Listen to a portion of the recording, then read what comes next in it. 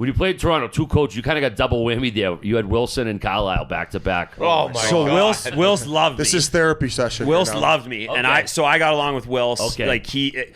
I got traded there in the summer. Came in. We came out of the gates like hot. And Wills was awesome. I got a concussion like right before Christmas and didn't play for like 2 months. And I think Wills got fired like shortly after I came back. And it was. I forget what it was. It was like the night before Wills got fired. We had like a little team meeting, and the rumor was Randy was going to get hired, and Loops had him in Anaheim, and Loops is like, boys, we're done. He's like, we can't do this.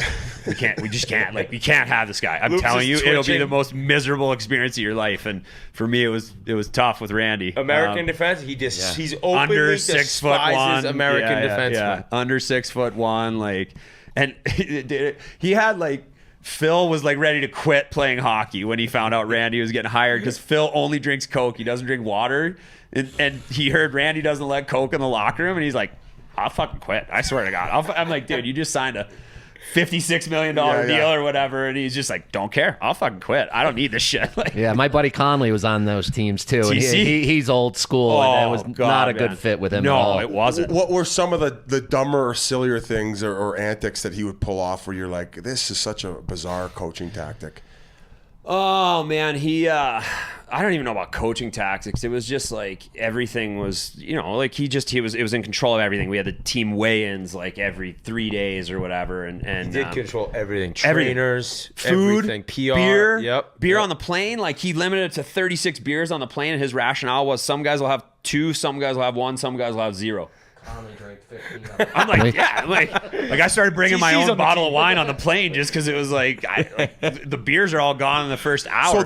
So that's something that's kind of I don't want to say left the game, but you see certain teams not allowing booze on flights now. Yeah. And I was talking to Rick Tocchet about it, and I think that in Phoenix they might have asked him, like, what are your thoughts on it? He goes, if you think I'm going to tell a fucking 30-year-old that he can't have a pop after he just went and competed for 60 minutes for me, you're out of your goddamn mind. And I agree. Now, on the flip side of it, booze does kill you. If you're fucking crushing a lot and in the air too, it's like in the air, double exactly. whammy. But you're on like a 5-hour flight. Like we had, you're stuffing your bag with beers from the bus because we didn't have enough beers on the flight, and it was like the other thing was like we took all the snacks off the plane, so it was like beef jerky and like fruit. And then he'd have his own snacks. It was a friggin' chip massacre at the front and the coaching staff. Like you'd walk up there, there'd be like 8 empty bags. There was a bodega. They took out seats in the front. I'm like, I've got like teriyaki beef jerky stuck in my teeth. Like, oh God, it was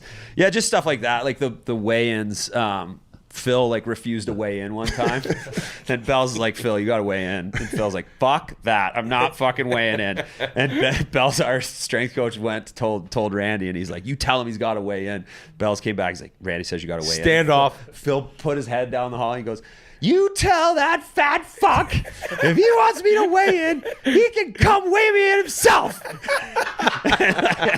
Did Carlyle like when he would go at him? Or? He liked it. He liked it. And him and Phil, I think they got along as well as could be. Well, they had that behind the scenes of leading up to the Winter Classic or whatever it was, and it seemed like they had a bit of a rapport. Yeah. But you don't know how much of it is just genuine chirps or just fake ones. Loops ended up ripping it up with Randy there too. Yeah, he's an all-star. Yeah, he did. I mean, listen, it was like, I'm not saying Randy was a bad coach. It was just Randy. Yeah, he wasn't my style, right? Like, he didn't want me jumping into play every other rush. Were you walking on eggshells a bit at the rink most days too?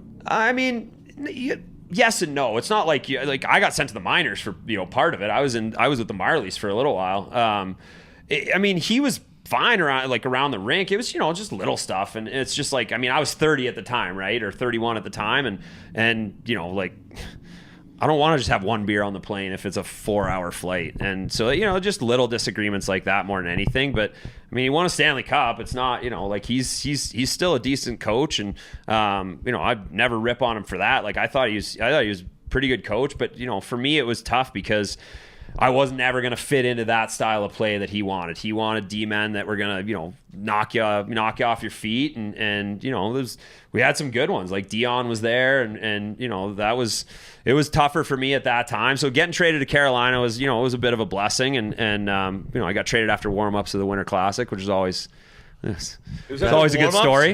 It was like I was going out for warm-ups and they were like, "Hey, we got a trade in place, not confirmed yet."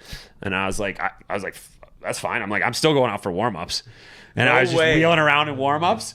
And Pierre Maguire was at in between the benches for that, and he like called me over and he's like, "Hey." He's like, "You had a great career." And I was like, "Is it over? Like, what's going on?" Like, obviously, he got word that I just got traded. Imagine Pierre Maguire letting you know that your career is over. Yeah, and I was like, "What do you mean? Like, I think I'm getting traded. Like, is it over or whatever?" And then I was sitting on the red line, and Drew Miller and Kyle Quincy are on the wings, and they were stretching across from me. And they're like, "What's going on?" And I'm like, "I just got traded." They're like, "What?" So then walking off the ice, I'm walking off, and Drew Miller walks off with me, and Ryan and I played together, and like one of my best buddies, and he like put his arm around me because you walk down the tunnel together. And somebody sent me a picture of that, like him with his arm around me. It was cool, but yeah, like claim to fame, got traded after warm-ups of the Winter Classic.